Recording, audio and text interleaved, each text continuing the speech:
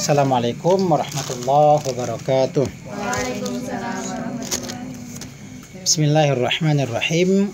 Alhamdulillahirabbil alamin wa bihi nasta'in wa ala umurid dunya waddin. Asyhadu an la ilaha illallah wa asyhadu anna Muhammadan abduhu wa rasuluhu. Allahumma shalli ala Muhammad wa ala alihi wa ashabi ajma'in. Amma ba'du. Baiklah, kita melanjutkan kembali tentang bagaimana tipu daya setan sehingga dia melupakan kita dari beberapa hadis-hadis Nabi ya. Di antara yang dilupakan setan itu adalah wa an qaulihi sallallahu alaihi wasallam marartu lailata usriya bi aqwamin tuqarradu shifahahum bi maqarida min narin. Wa an qaulihi sallallahu alaihi wasallam marartu lailata usriya bi aqwamin tuqarradu shifahahum bi maqarida min narin. Wa an qaulihi sallallahu alaihi wasallam, dan setan juga akan melalaikan kita, melupakan kita daripada sabdanya Nabi sallallahu alaihi wasallam. Apa sabda Nabi itu? Marartu lailata. Marartu ya, saya melewati lailata pada satu malam, yang malam itu usriya bi. Usriya diisrokan bi dengan saya. Bi aqwamin dengan beberapa kaum. Setan juga akan melalaikan kita. Setan juga akan membuat kita lupa.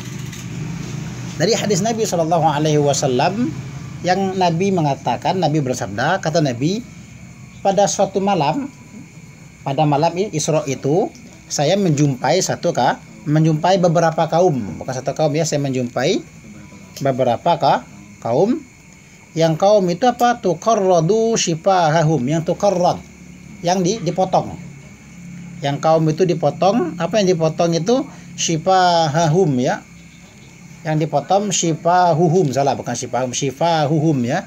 Yang dipotong shifahuhum, akan lidah-lidah mereka itu bi maqarida, dengan maqarin ya, dengan alat-alat pemotong min narin, dari api. Jadi kata Nabi, setan akan melupakan kita ya, kata Imam Al-Ghazali, setan akan melupakan kita, melalaikan kita dari hadis ini. Nabi pada malam Isra itu beliau melewati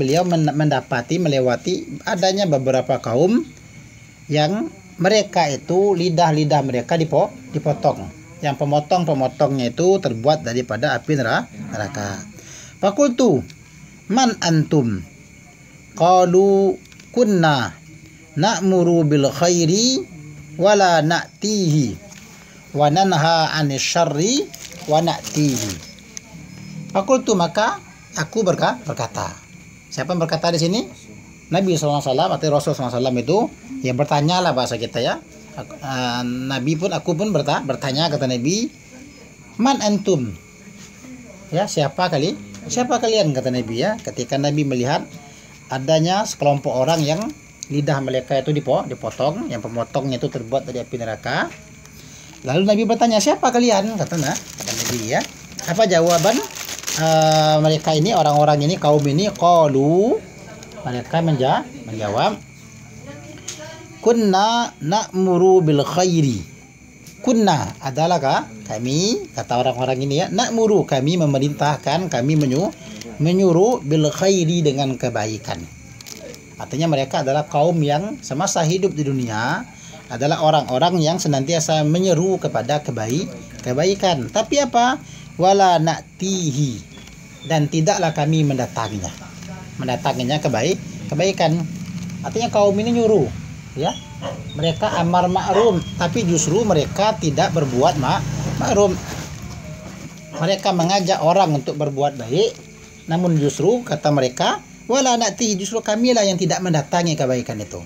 Sebab kata orang tuh tahu nyuruh ya, nyuruh orang, kamu tuh harus begini, kamu harus begitu, ini demi kebaikan, nyuruh ya. Waalaikumsalam. Tapi yang bersangkutan justru tidak mengamalkan kebaikan yang dia suruh tadi ya. Wa nanha anisyarri, kata kaum ini, wa nanha, dan kami menegah, kami melarang anisyarri, daripada kejelekan, daripada keburukan, daripada kejahatan. Wa na'tihi, dan kami mendatanginya ya. Wa na'tihi, dan kami mendatanginya kejahatan. Jadi kata orang-orang ini, Nabi ada bertanya ya, ketika melihat mereka tuh lidahnya dipotong, siapa kalian ya? Mereka pun menjawab, kami adalah orang-orang yang semasa hidup di dunia itu menyeru kepada kebaikan, tapi kami tidak mengerjakannya.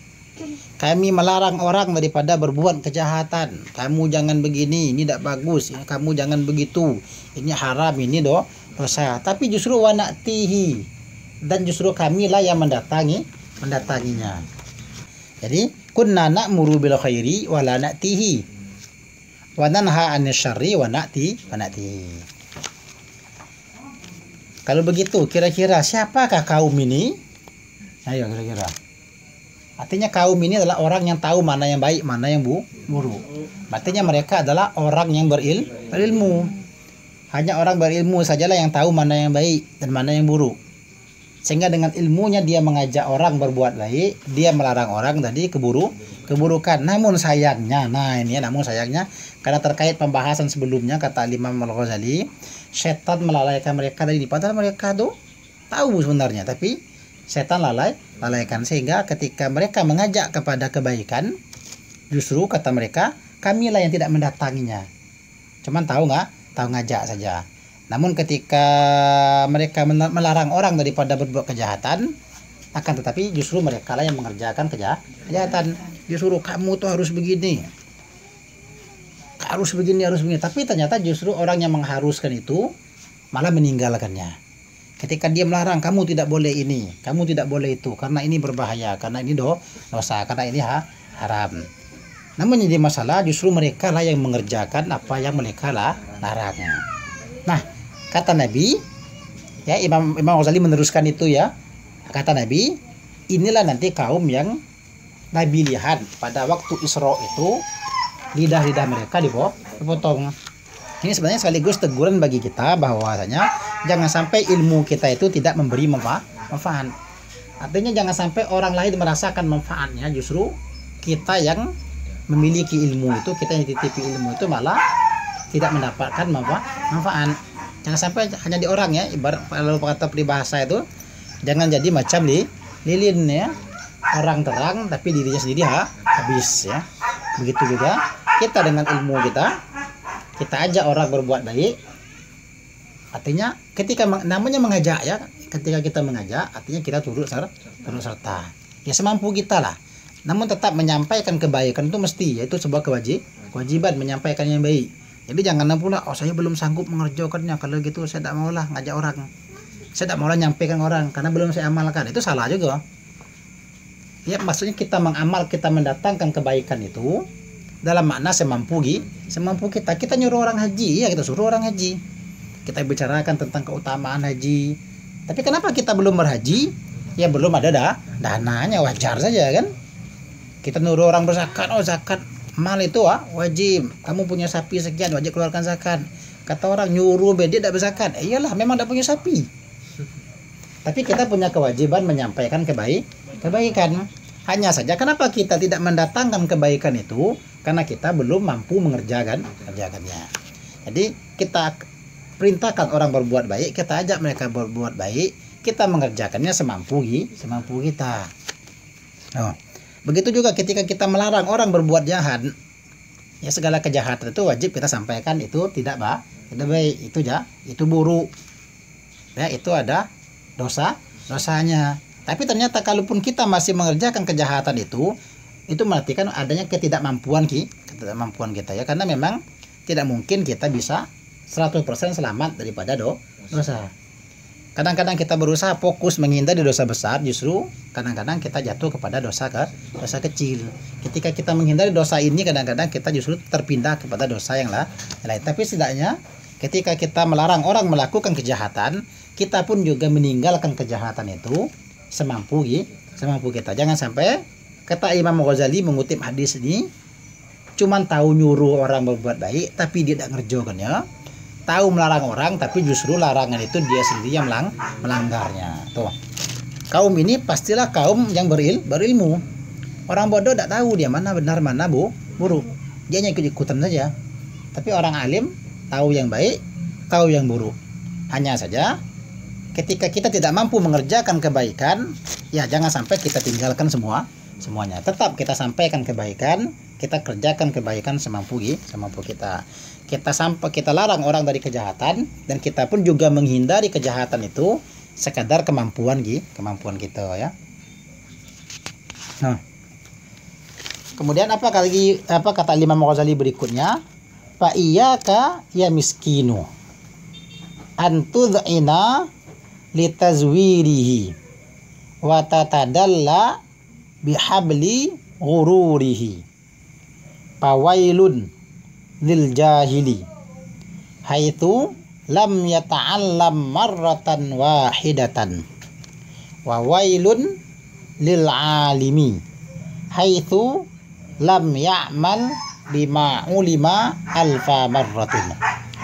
Fa iyyaka ya miskinu antud'ina litazwirihi wa tatadalla bihabli ghururihi fawailun lil jahili haitsu lam yata'allam marratan wahidatan wa wailun lil alimi haitsu lam ya'mal bima ulima alfa marratin.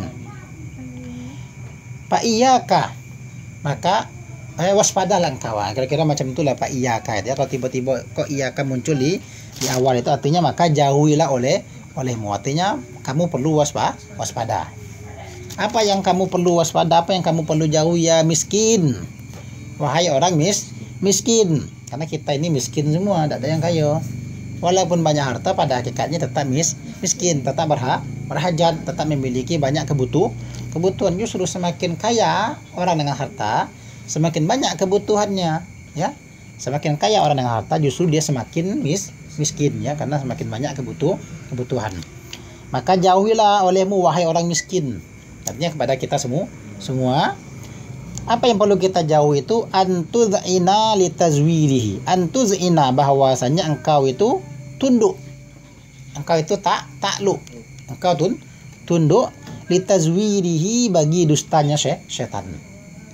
Wahai orang miskin, kata Imam Ghazali ya, menasihati kita, jangan sampai kita tunduk dengan dustanya setan.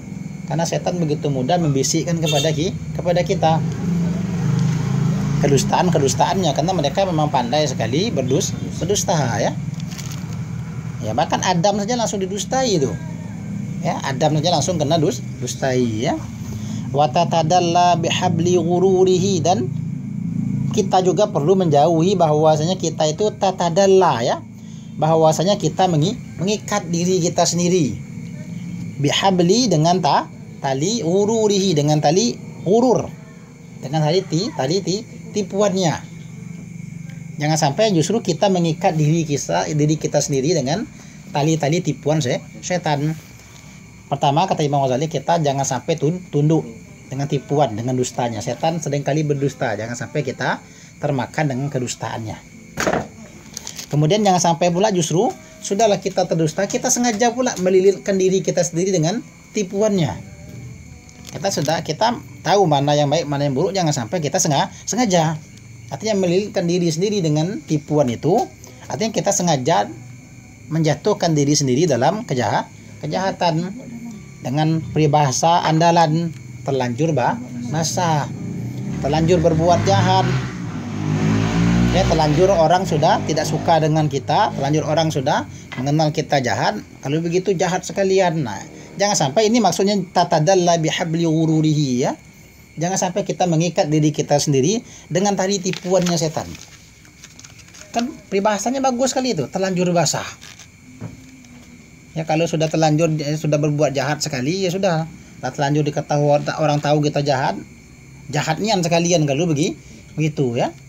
Itu artinya kita dulu mungkin kita melakukan kejahatan karena ketidaktahuan kita, karena mungkin kita tertipu, Jangan sampai tertipu itu menyebabkan kita berikutnya terlanjur basah. Pertama kita sudah kalah, tunduk dengan tipuannya, tunduk dengan dustanya. Harusnya ketika kita terjatuh dalam dusta setan, kita segera meninggalkan kedustaan itu ya. Kita segera bertobat. Ini tidak ada sebagian orang, semoga kita berlindung di sana, jangan sampai terjadi. Sudah tahu itu kejahatan, ya sudahlah terlanjur basahnya, kita sengaja mengikat diri kita sendiri dengan tipuan setan. Setan tipu kita. Ah sudahlah, terlanjur jahat juga. Orang taunya kita jahat, percuma nak tobat, orang taunya kita jahat. Akhirnya begitu kan. Atau orang itu awalnya copet, akhirnya jadi maling, akhirnya dia rampok. Ujung-ujungnya kan begitu ya. Itu sama betul ya. Apalagi kadang-kadang lingkungan makin buat panas ya. Provokasi pula lingkungan tadi ya. Ada wasil dia tuh. Sekali maling sampai mati maling. Nah, itu yang susah kadang. Orang sudah mau tobat ya, sekali nipu tuh nipulah seumur hidup ya. Bapak nipu anak sama bilang itu kadang-kadang. Itu tadi ketika kita termakan hasutan itu, artinya ya sudah orang sudah nganggap kita orang jahat lah. Ini artinya kita sengaja mengikat diri kita sendiri dengan tali setan tadi. Itu sengaja. Jadi tidak, sebenarnya dalam Islam tidak ada istilah terlanjur basah. Ya kalau memang melakukan dosa, kita mesti segera bertobat. Ya. Orang yang bertobat daripada dosa itu kamanlah dan bala, ya. Ya, orang yang bertobat dari dosa itu seperti orang yang tidak memiliki dosa lagi. Ya, oh ya, adalah penjelasan, tidak salah di kitabnya. Ada ya. Penjelasan lebih lanjut tentang itu Ada nanti intinya. Jangan sampai kita sudah tertipu, sudah didustai setan, terlanjur dan terus saja. Artinya pertama kita kan kena jebak ya. Dijebak setan, ditipu setan, didustai setan. Jangan sampai berikutnya ketika kita sudah tahu, kita harus bangkit. Kita harus tobat ya. Kalau kita berikutnya sudah tahu terus, artinya sama dengan kita mengikat diri sendiri. Nah, itu yang jangan tadi ya. Intinya ya, setiap kita punya dosa, yang penting kita bertobat. Dulu mungkin boleh saja Faisal dulu perampok, itu kan dulu. Sekarang kan tidak lagi, Faisal sudah bertobat. Dulu Jumain adalah penipu ya dulu. Ya sudah, biarkan saja misal ya. Hedir dulu mungkin preman terminal. Itu kan dulu. Ya kan? Yuli. Misalnya itu terus lah, macam-macam lah. Sebenarnya tiap kita itu punya dosa ya. Nah, dosa yang lalu ya sudah, biarkan berlalu. Kita tutupi dengan taubat ya. Lagi adalah pembahasan tentang taubat, ada lebih lanjut dalam kitab kita nanti ya. Fawailun lil jahili. Fawail, maka wail celakalah.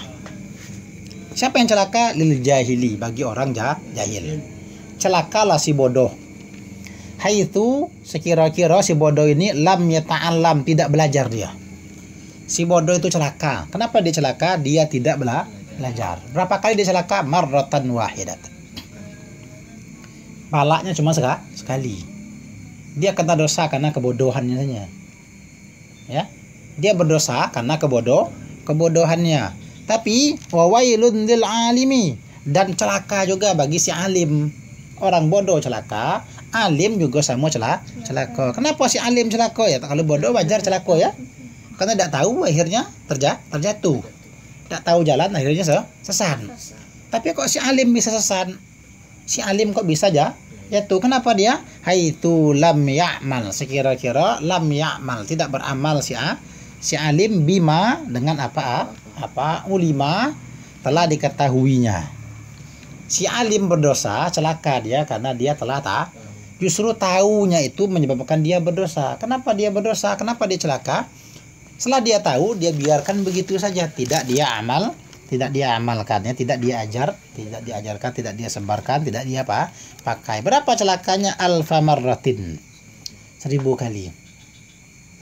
Artinya intinya itu 1000 kali itu berlipat ganda ya. Kalau alim, kenapa dia melakukan kejahatan? Karena dia tidak tahu, jadi dia berdosa. Cuman berdosanya itu disebabkan kebodohannya. Tapi si alim dosanya lebih besar. Karena dia sudah tahu itu jahat, itu buruk, itu dosa. Kenapa masih dia kerjakan? Maka dosanya lebih banyak. Ini perkataan Imam Ghazali saja nih ya. Ini bukan hadis nih, yang hadis tadi. Ini kata Ghazali, kalau si jahil celaka sekali cuman balaknya cuma satu. Si alim balak 12.000 kali, artinya balak kalau main domino itu balak 12 ya. Kalah tuh lah ya. Tuh kira-kira. Tuh. Artinya alim pun belum tentu selamat. Tapi jahil pasti tidak selamat. Nah, itu ya. Jahil pasti tidak selamat. Alim belum tentu selamat.